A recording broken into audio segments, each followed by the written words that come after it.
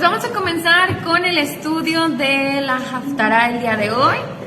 La Haftará que corresponde a las porciones Matot Masei. Y bueno, la semana pasada les comentábamos, hermanos, que dentro del judaísmo hay 3 semanas donde durante esas 3 semanas se estudian algo que se llaman Haftarot de desolación o Haftarot de destrucción. Pero esto viene dentro de un periodo que va desde el 17 de Tamuz y hasta el 9 de Ab. ¿Ok? Pongan atención porque les voy a preguntar. Del 17 de Tamuz al 9 de Ab. Durante este tiempo hay 21 días. ¿Cuántos días? 21. 21, muy bien. Y durante esos 21 días los judíos acostumbran varias cosas, pero ellos a ese tiempo es un tiempo donde tienen que disminuir el regocijo de alguna manera y pues hacen ciertas cosas mostrando su arrepentimiento y su aflicción, porque de acuerdo a la historia varios eventos y calamidades han ocurrido durante ese periodo. Por ejemplo, la destrucción del primer y del segundo templo. También se dice que cuando los israelitas no quisieron entrar a la tierra prometida, eso ocurrió un 9 de Ab, entre muchas otras cosas a lo largo de la historia. Entonces ellos ya tienen ese tiempo, son 21 días, 3 semanas, y algunas prácticas, esto como dato curioso, que acostumbran no hacer es que, por ejemplo, no puede haber bodas, porque esto es algo de mucho regocijo. Tampoco hacen viajes por placer, tampoco comen frutas nuevas que no hayan probado durante la cosecha, no se cortan el pelo, no se afeitan las barbas. ¿Qué más? Bueno, pues hay varias prácticas que no se realizan durante este tiempo, nada que tenga que ver con el gozo y el regocijo, porque son días de aflicción. Ok, bueno, esto es un dato nada más. Entonces, se leen durante estas 3 semanas profecías de Isaías y de Jeremías, y pues son profecías bastante fuertes de confrontación que te llaman al arrepentimiento y a analizar el pecado de Israel, pues para no volver a cometer los mismos errores. Entonces, hoy vamos a estudiar una que sería la segunda, la que se lee el segundo Shabbat, porque ahorita estamos en el segundo y pues nos faltaría una más. La semana pasada sí no leímos esa, porque es que esto ya depende como que del calendario, de que hay algunas semanas como que varían cada año y a veces sí se puede como que estudiar una o la otra, pero ya por ejemplo para este Shabbat, en algunos años este sería como el primer sábado, el primer Shabbat, y pues en este año nos tocó que es el segundo, pero siempre es o el primero o el segundo. Entonces ya para este Shabbat ya no hay como que otra porción aparte. Es como que ya nada más había estudios y todos coincidían en que pues se tenía que estudiar la profecía del profeta Jeremías, que vamos a estudiar hoy, que si bien no hay una relación en cuanto a temas con la parashá, como normalmente lo hacemos, pues sí nos sirve de todas maneras el aprender y el estudiar esta profecía. Pero esto es más de una tradición, no vamos a encontrar una conexión directa ni tan clara como lo hacemos cada semana, pero bueno, vamos a estudiar y vamos a aprender de esta porción. Aclarado todo esto, vamos al libro del profeta Jeremías, capítulo número 2, versículo número 4 y hasta el versículo 28. Repito, Jeremías 2, versículo número 4 y hasta el 28. Y les voy a estar haciendo varias preguntas directas, entonces para que pongan atención y puedan responder lo que les voy a estar preguntando, ¿ok? Al que vea más dormido es al que le voy a preguntar. Son 11 preguntas, así que la mayoría podemos contestar. Jeremías 2, versículo 4 al 28.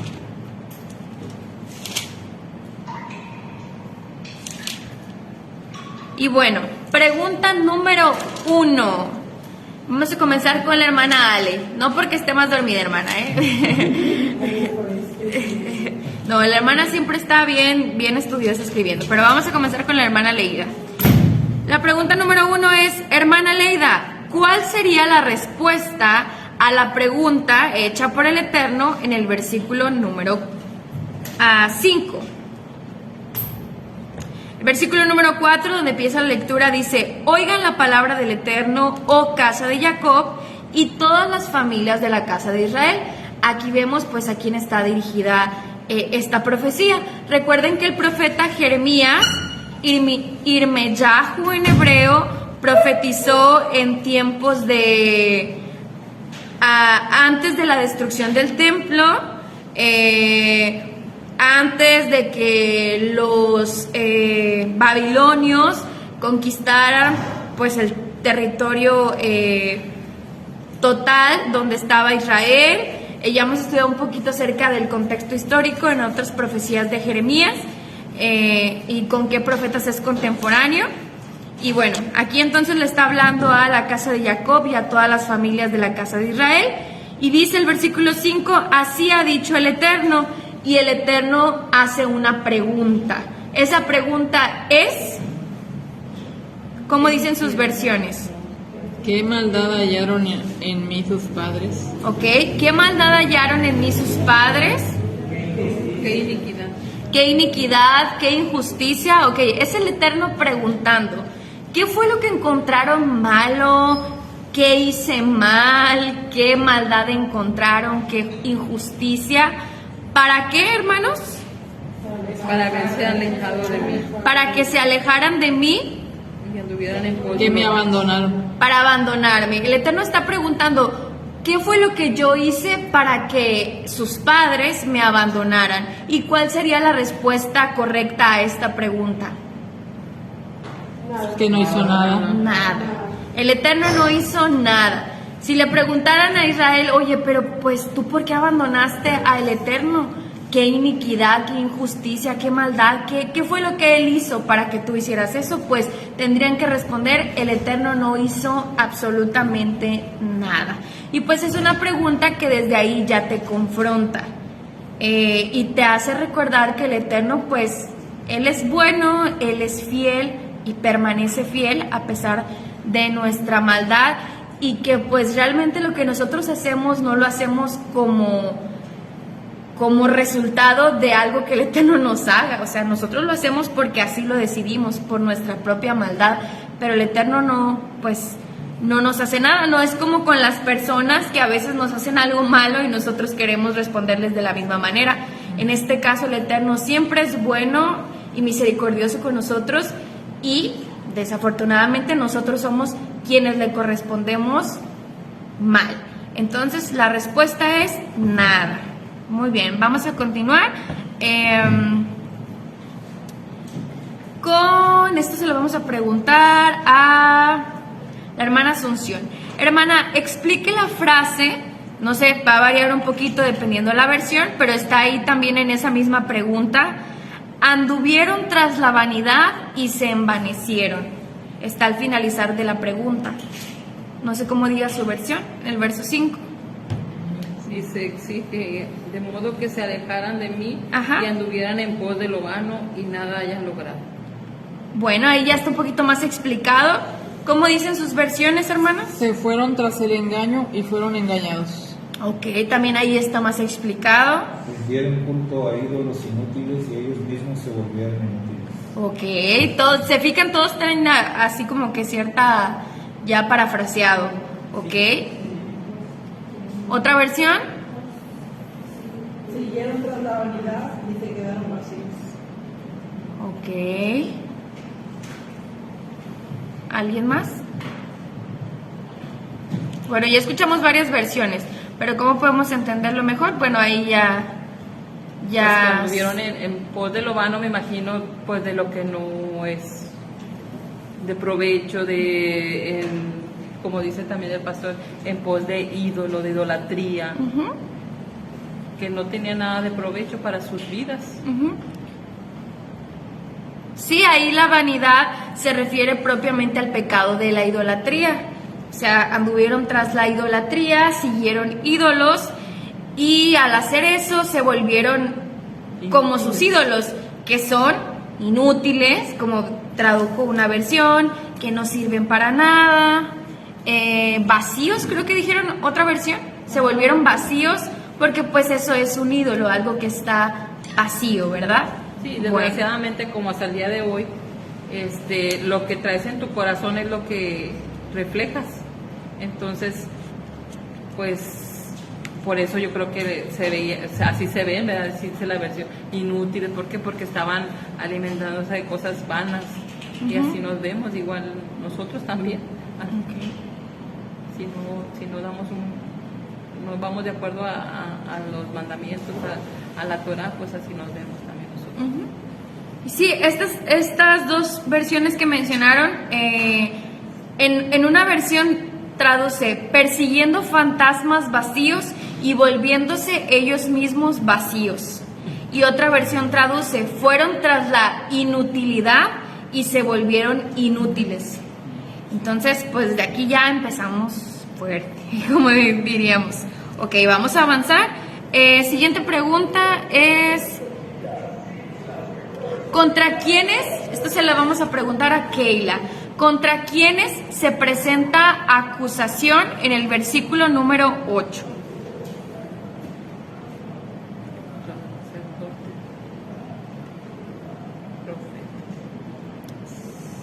Seguimos la lectura, versos 6 y 7. Dice: ¿no han dicho dónde está el Eterno que nos ha subido de la tierra de Egipto, el que nos llevó por el desierto, por una tierra de estepas y hoyos, por una tierra árida y sombra de muerte, por una tierra que no había pasado por ella ningún hombre, ni había habitado ninguna persona allá? Y traje a ustedes a la tierra de campos fértiles para comer de su fruta y su bonanza, pero vinieron e impurificaron mi tierra y mi heredad la convirtieron en abominación. Y aquí el Eterno pues una vez más está recordando lo que Él había hecho por su pueblo muchos años atrás. Para esto yo creo que ya habían pasado alrededor de unos años que había sucedido, y aquí van a comenzar varias acusaciones. ¿Contra quiénes, Keila? Contra los sacerdotes. Sacerdotes. Los profetas y los pastores. ¿Profetas y qué? Pastores. Y pastores. Muy bien. Gobernantes, ok. Sus versiones pues van a variar un poquito. Ok, ya regresamos. Sacerdotes, decían, ¿qué más? Pastores. Pastores, y ya lo dijo Profetas. Keila, y profetas, ok, ahí todas coinciden.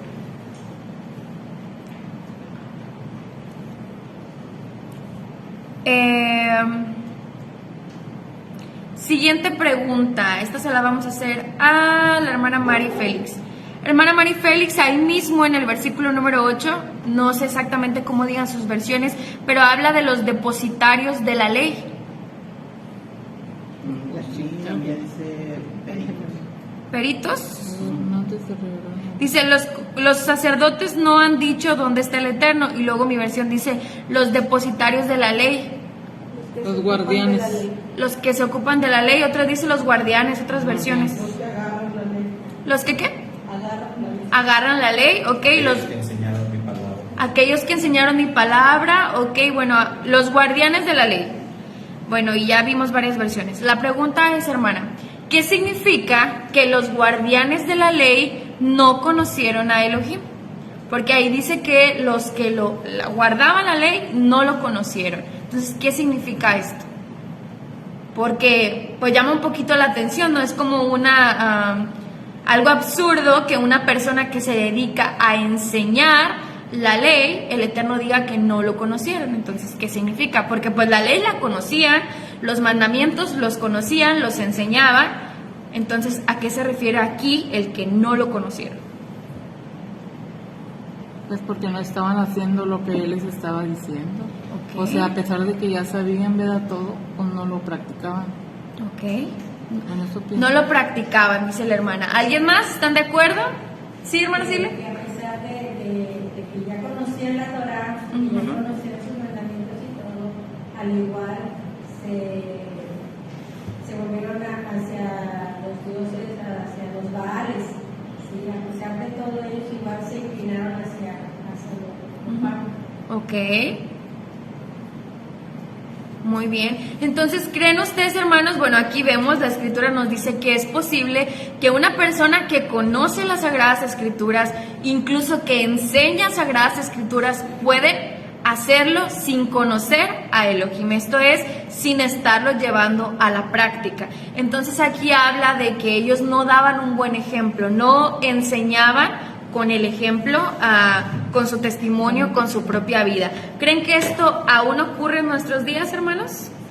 ¿Sí? Pues sí, es algo común. Podemos nosotros estar aquí, podemos asistir, incluso podemos enseñar, como yo ahorita a lo mejor que estoy compartiendo una clase, y puede ser que mi vida no refleje lo que estoy compartiendo. Entonces, eso pues es algo que aquí el Eterno condena. Y hay una reprensión para eso. Pues sí, así es. Es triste que aún conociendo la palabra del Eterno, pues muchas veces no la obedecemos. Entonces, aquí vemos una acusación contra los principales líderes, tanto civiles como religiosos, que tenían pues la responsabilidad de guiar al pueblo. Pues vemos que aún ellos fueron tras ídolos, como ya mencionaron ahorita. Siguiente pregunta. ¿Dónde se encontraban situadas las islas de Kitim y Kedar? Esto se lo vamos a preguntar a Iván. No sé. ¿No sabe? Ahí googleenlo. Si no saben, ¿dónde se encontraban situadas las islas de Kitim y Kedar? No sé cómo digan sus versiones, pero vamos a avanzar y dice... ¿Chipre? Ah, ok. Costa occidental del Mediterráneo, Chipre. Okay. O sea, porque es que es más seguro que sea esa zona porque son las únicas islas más cercanas a la península arábiga. Ok. Y aparte, pues, no es como que Israel estuviera quieta todo el tiempo, entonces, sí o sí, y más porque hay una tribu específica que se dio la bendición de ser grandes navegantes y comerciantes, entonces, pues, iban y venían comerciando, y creo que esa isla no fue territorio de Israel propiamente, pero sí había como que, digamos que colonias o una pequeña porción de israelitas que viven fuera de Israel. Okay. Así como fue Sefarad, Okay. que es el actual territorio de España. ¿Ok? ¿Por qué preguntamos esto? Porque el Eterno los manda a observar estos lugares en esta profecía que Él está diciendo. Dice, porque pasen a las islas de Kitim y miren, y a Kedar envíen y reflexionen mucho. Entonces ellos tenían que hacer una reflexión basada en lo que ellos conocían, observaban en estos lugares. Aquí yo tengo un comentario que dice que Kitim era el punto más occidental de la geografía de Judá, mientras que Kedar era una tribu del desierto en el este, por lo que el llamado es de oeste a este, es decir, en cualquier parte. Es como que lo interpreta. Entonces como que les está mandando a observar algo así como que nosotros decimos de punto a punto, de este a oeste, algo extenso, una distancia grande. Dos puntos que están contrarios, y les dice, vean ahí y reflexionen,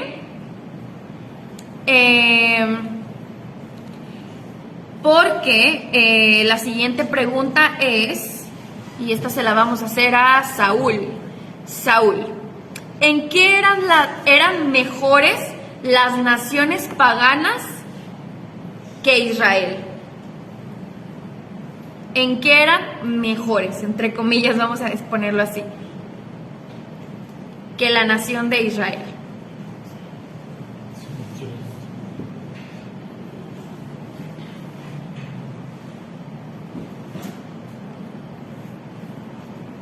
Pues el verso dice, ¿acaso alguna nación ha cambiado sus dioses, aunque ellos no son dioses?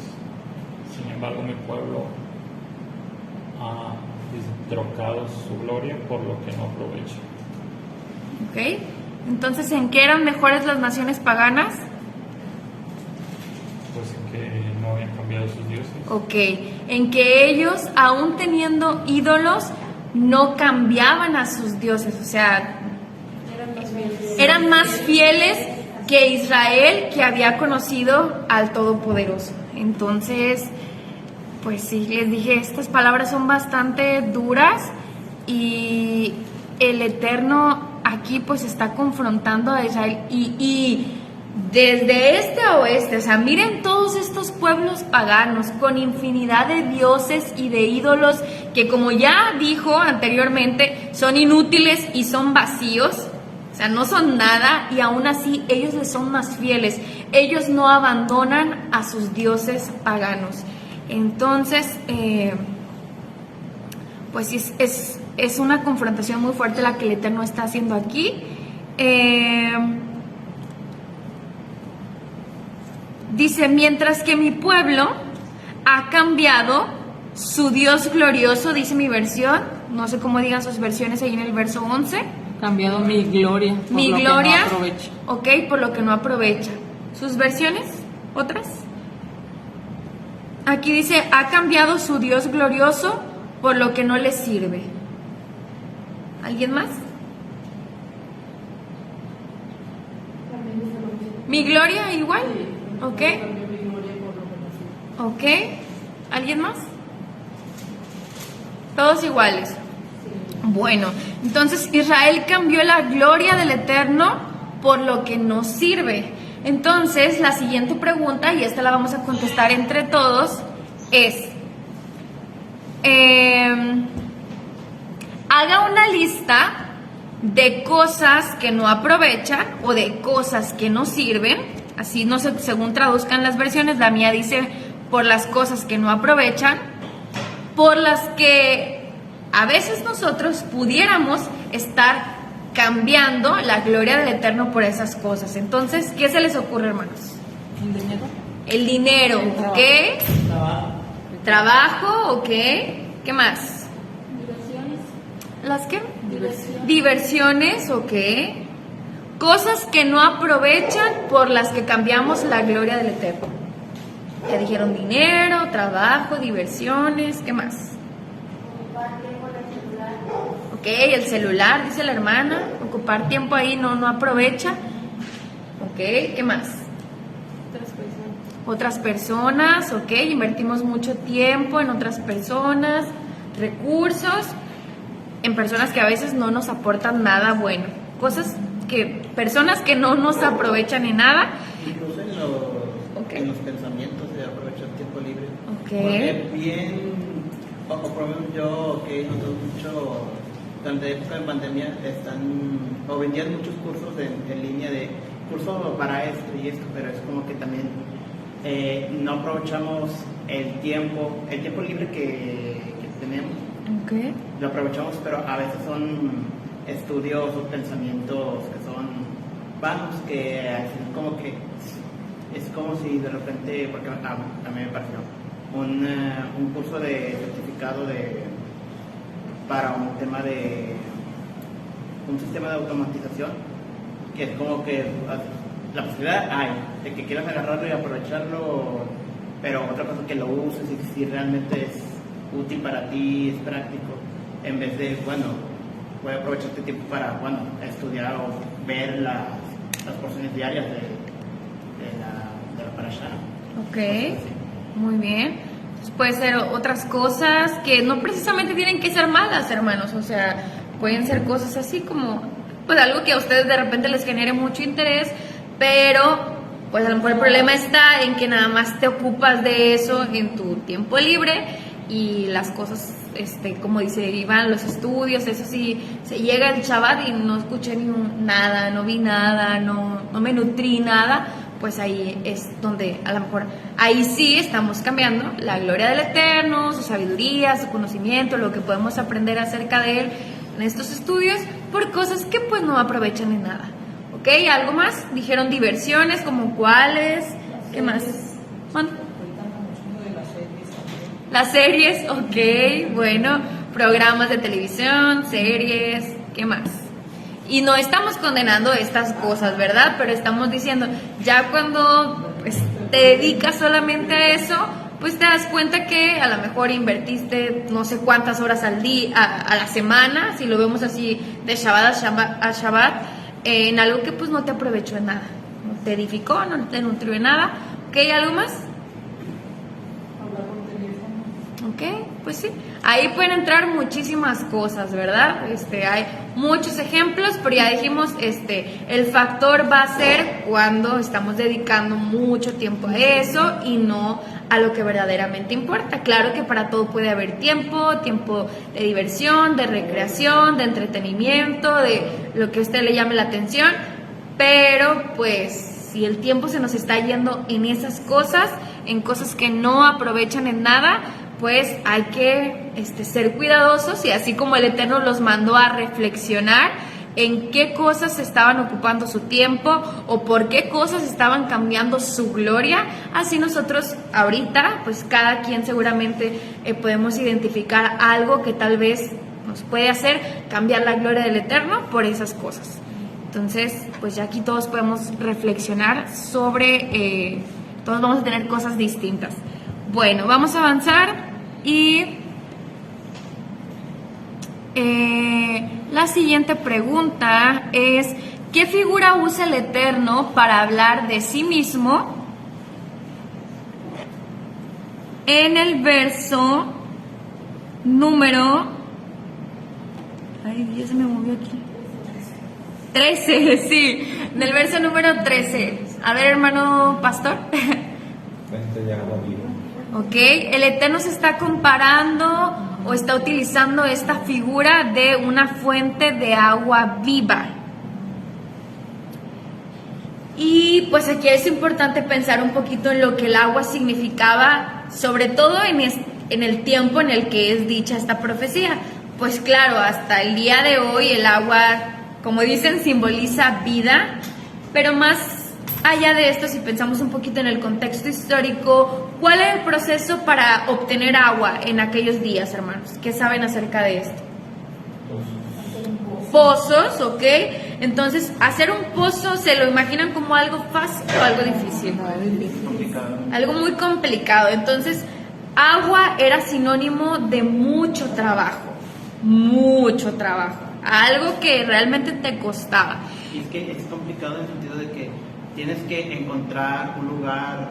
De hecho, hay una técnica que dicen que es con dos varillas que comienzan a moverse, es donde está la fuente de agua, pero no todas las fuentes de agua son bebibles, o sea, pueden estar contaminadas con tierra o de otras cosas ahí. Entonces, buscar un pozo, hacer un pozo y que el agua esté bien, ya es mucho lujo. Ok, entonces no es como que tú hagas un pozo y seas seguro que vas a encontrar agua ahí. O sea, tenía que hacer uno y otro, no crean que era así a la primera. Y no crean que de ahí obtenían agua así, de que, ay, de aquí ya siempre va a haber agua. Entonces, cuando ellos encontraban un lugar donde sí el brote era constante, a eso le llamaban una fuente de agua viva, un manantial o algo así. Entonces se convertía en una fuente de agua viva, algo de lo que siempre estaba brotando agua. Entonces, esto para entender un poquito mejor lo que el Eterno está diciendo. Entonces, si Él se llama fuente de agua viva, pues es algo como que donde la bendición es constante. Ya dijimos, el agua pues simboliza vida, simboliza bendición. Y aquí el Eterno dice que ellos cambiaron de una fuente de agua viva, es decir, del Eterno, a, ¿cómo les llama a los dioses, a los ídolos que ellos habían hecho? Cisternas, pero rotas. Aquí dice desquebrajadas. Desquebrajadas, bueno, otras versiones dicen vacías. Cisternas agrietadas que el agua no recibe. Así es. Y me llama mucho la atención que en el verso número 12 dice que, hablando de esto que estamos diciendo, de que Israel abandonó y cambió por cosas que no valían la pena, que esto provoca asombro y así como que hasta tormento en los cielos, en el versículo número 12. Dice, bueno, otras versiones dicen, espantaos y horrorizaos cielos por lo que los hijos de Dios hacemos. O sea, el hecho de que tú cambies la gloria del Eterno por algo que no aprovecha provoca espanto y horror en los cielos. O sea, ellos es como que algo que no puedo, o sea, no sé, me imagino, no sé, a los ángeles, a los seres celestiales, así como que como algo inconcebible que ellos no pueden comprender cómo los seres humanos cambiamos las cosas, los asuntos del Eterno, como nos referimos a, como le llamamos, las cosas espirituales por cosas totalmente vanas. Y cuando lo piensas así, pues sí, te confronta, te llama, pues sí, a la reflexión. Decimos aquí, abandonar a la fuente de agua viva o fuente de agua surgente, dice esta versión, para excavarse pozos rotos que no contienen el agua.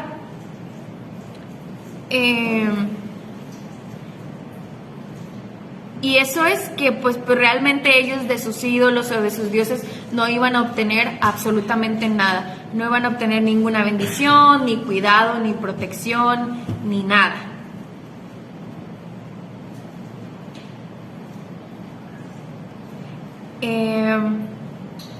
Vamos a avanzar a la siguiente pregunta. Dice, ¿en dónde se encontraban situadas Nof y Tahpanhes? Esto en el verso número 16, sus versiones pues pueden traducir diferente. Memphis y Tanis. Ok, bueno, son nombres de ciudades y dónde se encontraban situadas. ¿Alguien sabe?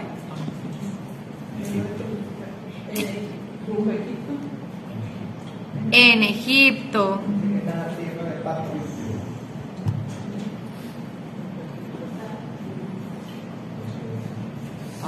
En Egipto. Y aquí está haciendo referencia a que Israel, creo que esto ya hemos hablado en algún momento, cuando estaba cerca que entrara el imperio de Babilonia, ellos quisieron hacer alianzas con Egipto, cuando el Eterno ya les había dicho que no hicieran esto. Entonces aquí está hablando de que cuando ellos quisieron hacer esas alianzas, pues no les funcionó, porque en lugar de confiar en el Eterno, ellos confiaron en Egipto, también en Asiria, como que Israel andaba buscando con quiénes unirse para poder vencer a los babilonios, cuando el Eterno les había dicho que pues así no iban a hacer las cosas. Entonces hace referencia a lo que ocurrió. Y les dice que pues por ellos hacer eso, ellos mismos, pues es como si ellos mismos se acarrearan juicio con sus actos, porque dice que esas mismas ciudades en las que ellos estaban confiando les iban a romper la coronilla, o sea, pues los iban ¿perdón? O sea, sí iban a pelear contra ellos. Dice, ¿acaso no es esto lo que tú mismo te haces por abandonar al Eterno Dios tuyo en el momento que Él te está conduciendo por el camino recto? Pero ahora, ¿qué beneficio tienes tú en el camino a Egipto? Y siguen con las referencias del agua, pero aquí se refiere al río Nilo, que pues se encontraba en Egipto. ¿Y qué beneficio tienes tú en el camino a Ashur para ir a beber las aguas del río Éufrates? Entonces otra vez están bebiendo, utilizando esta figura de beber en el hecho de querer recibir algo de ellos en lugar de acercarse a la fuente de agua viva que es Dios.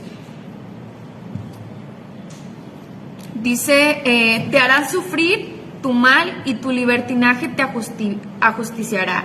Verso 19. Sabe y observa cuán malo y amargo es que abandones al Eterno Dios tuyo, y no estuvo el miedo de mí sobre ti, dice el Señor, el Eterno de los ejércitos, porque desde siempre he quebrado tu yugo, desaté tus coyundas, porque decías, no transgrediré. Y a continuación, en los versos del 20 al 24, hay 4 figuras con las que el Eterno compara a Israel. Entonces, la siguiente pregunta es identificar y explicar cada una de esas figuras o metáforas. Entonces, la primera que encontramos ahí en el verso 20 es que el Eterno compara a Israel con... No. Hace mucho quebraste tu yugo.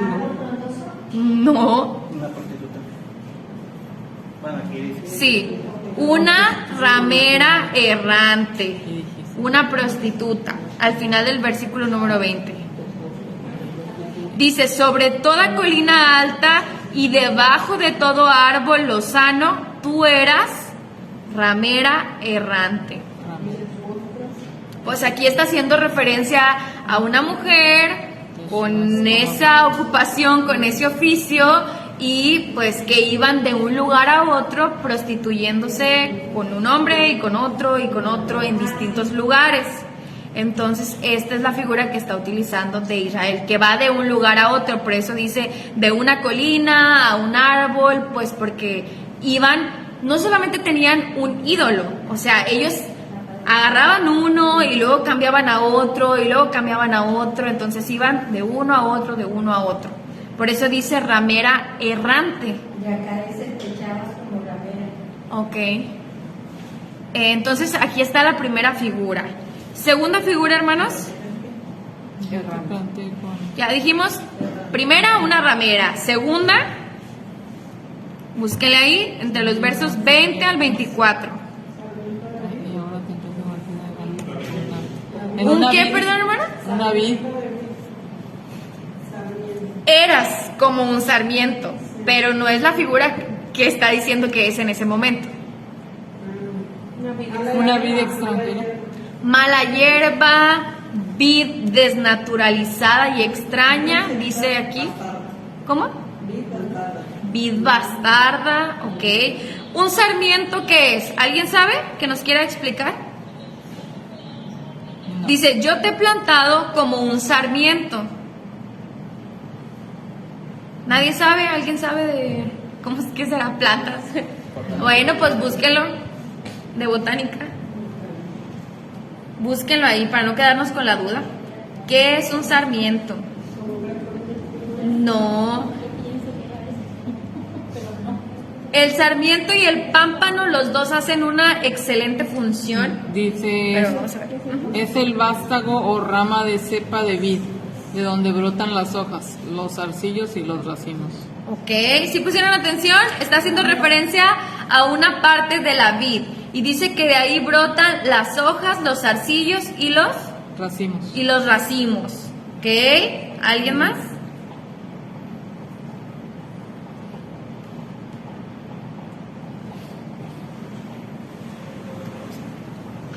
¿Los racimos de qué, hermanos? ¿De qué planta estamos hablando? De las uvas. De las uvas, ¿ok? Bueno. Entonces, el Eterno dice que Él lo había creado Israel como un sarmiento, o sea, la parte donde brota el fruto y todo esto. Y según vi en las versiones hebreas, como que sí aparece el tipo de sarmiento al que se refiere, o el tipo de fruto, pues sabemos que hay distintos, ¿no? No todas las uvas son iguales. Entonces, según vi en el hebreo, es como que sí aparece o sí da la referencia a cuál, y pues es uno así de, o sea, premium, vamos a decir, de donde salían unas uvas que se utilizaban para hacer vinos de la más alta calidad. Entonces, así lo había hecho el Eterno, pero dice que ahora ha venido a ser, y ahí es donde dice, como una vid desnaturalizada, como mala hierba, como algo que pues se tiene que cortar, se tiene que eliminar, algo ahí necesario en la planta. Y esa es la segunda figura. Tercera figura, hermanos.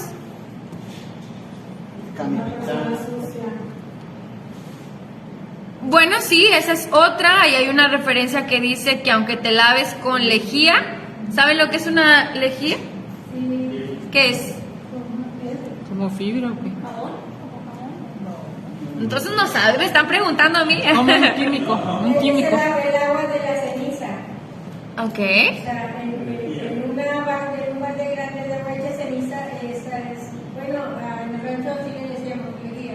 Ajá. Pero no sé, la verdad, si sea así como era. No, bueno, aquí, según yo vi, era como un tipo de esponja. Yo también digo. Ajá. Déjame leer el comentario. La lejía es como un ácido. Ah, bueno, a lo mejor hoy en día. Sí, la lejía es un ácido, algo así como si fuera agua, como se le corta. Dice, es hipoclorito de sodio. Ácido muriático, por ejemplo. Es un agua muy fuerte. Sí. Bueno, primero, nada más para complementarles el comentario anterior, dice que es literalmente la viña Sorek y que es una uva tinta de alta calidad cultivada en Wadi al-Zarar, situado entre Jerusalén y el Mediterráneo. Y lo de la lejía dice, pues sí, aquí viene como si fuera una esponja, pero ustedes dicen que es como un líquido. Aquí dice hipoclorito de sodio. Ok. Por ejemplo, aquí Como cloro. Aquí el diccionario dice solución de sales alcalinas en agua. Se utiliza que limpieza como desinfectante y blanqueador doméstico. Bueno, pues ahí dice que aunque te laves con eso y detalles con todo el jabón o detergente, según traducen las versiones, ahí va a quedar siempre la mancha del pecado. Pero bueno, esa no era la figura. Vamos con la siguiente figura en el 23. ¿Dromedario qué es, hermanos? Un camello. Pero se refiere específicamente al género. Como camella en celo. Esa es la siguiente. La primera es el dromedario. Dromedaria, sí, es que es una camella. Camella en celo. Aquí en lo que No, ese no. Aquí dice en celo. es camellita liviana. Camellita liviana. Ok. Bueno, parecido. Que las formas. ¿Un qué? ¿Dromedaria? Distingue las formas. Ah, ok. Bueno. Dromedaria o camella, pero está en femenino. ¿Ok? Está en como una hembra. Pero esa camella tiene una particularidad. Dice que es una camella ¿cómo? En celo. ¿Cómo? Ligera, dice ligera. ¿Qué más dice? Aquí dice en celo. No, ese es el asna. Dice como camella en celo. Camella en celo, ok. Bueno, es que se refiere a una camella joven. Aquí el Tanaxi dice camella joven. A lo mejor por eso acá dice en celo. En celo que corre inquieta de un lado para En el otro. versículo 23 dice, ¿no dice? Dice, ¿cómo puedes decir, no me impurifiqué detrás de los Baalim, no anduve? Mira tu camino por el valle, conoce qué has hecho. Camella joven y ligera, atada a sus caminos. ¿No? ¿Lo dicen sus versiones? Camella. Camella inquieta buscando macho con desesperación. Que corre inquieta de un lado para otro. Por eso le digo que en celo. Ah, que corre inquieta de un lado para otro, ok. Bueno, ahí está la figura, camella que corre de un lado para otro. Y después la última figura en el verso 24. Como Asna Montés. Asna Montés, ok. Burra salvaje. Una burra salvaje, ok. Ujú. O sea, incontrolable. Una asna incontrolable. No sirve para trabajar. No sirve para nada. Y la camella en celo, pues, dice ahí que corre de un lado para otro, sin control sobre su deseo. Permite que todos los animalitos, tanto el asna como el camello, la camella, pues, estar con cualquier animal, ¿no? Que todos, cualquier uno de esos animalitos, puedan reproducirse con ellas, porque pues no tienen ellas ningún control sobre su deseo. Yo les dije que las figuras estaban fuertes. Entonces ya vimos ahí, primera figura, una ramera, segunda figura, una mala hierba, ahí que no sirve para nada, una camella incontrolable y un asna salvaje. Todo esto pasaron a ser por abandonar a el Eterno. Y en el verso 25 dice, guarda tu pie o priva tu pie de ir descalzo y a tu garganta de la sed. Y esto, ¿quiénes creen ustedes, hermanos, que siempre andaban descalzos y tenían sed? ¿No? Los esclavos. Era una señal de una persona que era esclava. Si tú andabas descalzo y pues anhelando tomar agua, es porque eras como un esclavo. Entonces aquí en algunas partes de la profecía, el Eterno les dice, es que ustedes parecen esclavos, o sea, como si no me tuvieran a mí, no tuvieran Dios, no me hubieran conocido. Ustedes son como unos esclavos que no tienen dueño, o sea, así quieren estar ustedes, a eso se reducen ustedes mismos por su decisión de abandonarme. Entonces, empezamos diciendo, el Eterno no hizo nada, uno mismo es el que, pues, se reduce a esas condiciones por tus malas decisiones. Bueno, ya vamos avanzando, ya vamos por terminar. La última pregunta es, de acuerdo al versículo número 26, si Israel fue avergonzada, ¿por qué no se arrepintió de su pecado?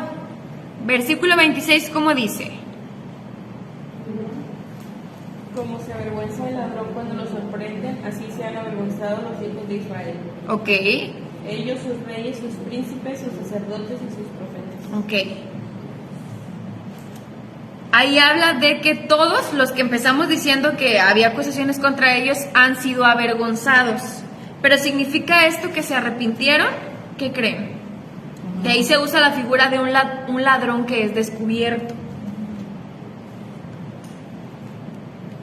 ¿Creen ustedes que eso significa que Israel se arrepintió?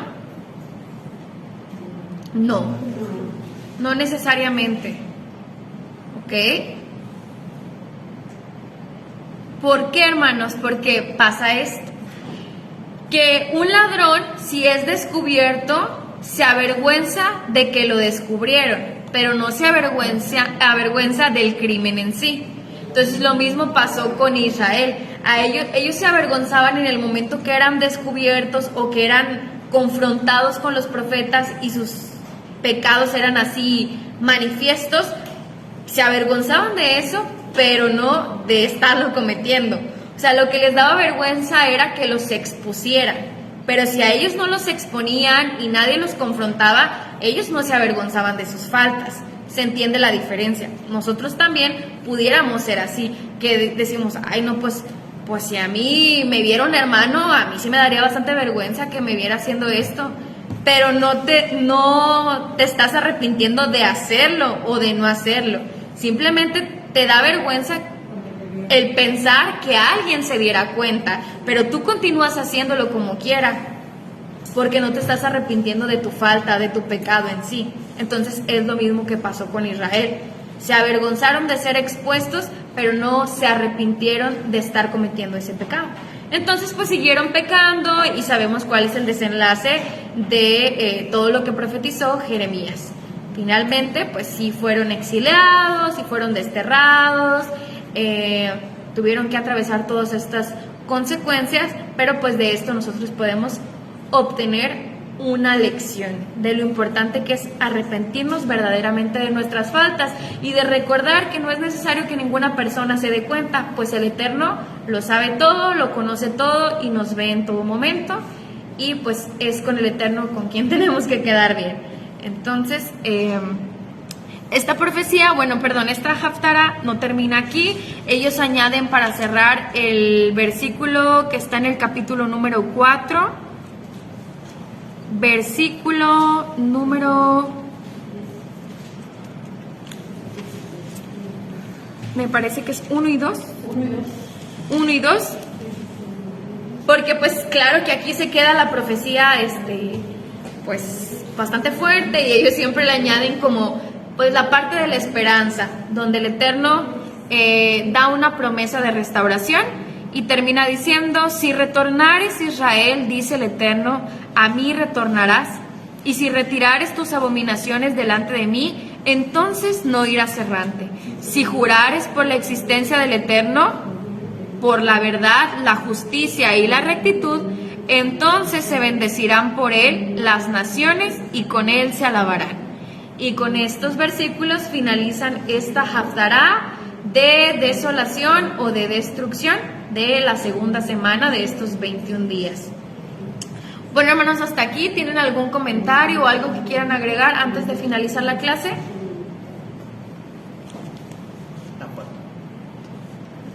¿Algo que quieran compartir, comentarnos?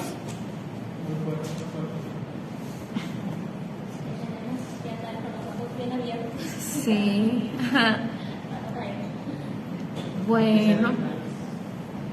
Bueno, hermanos, pues espero que esta porción ayude a eso, ¿verdad? A lo que la palabra nos ayuda, a confrontarnos, a mostrarnos nuestras faltas y que pues cada uno pueda corregir cualquier cosa que esté obstaculizando su servicio al Eterno. Con esto concluimos. Shabbat Shalom y nos vemos la próxima semana.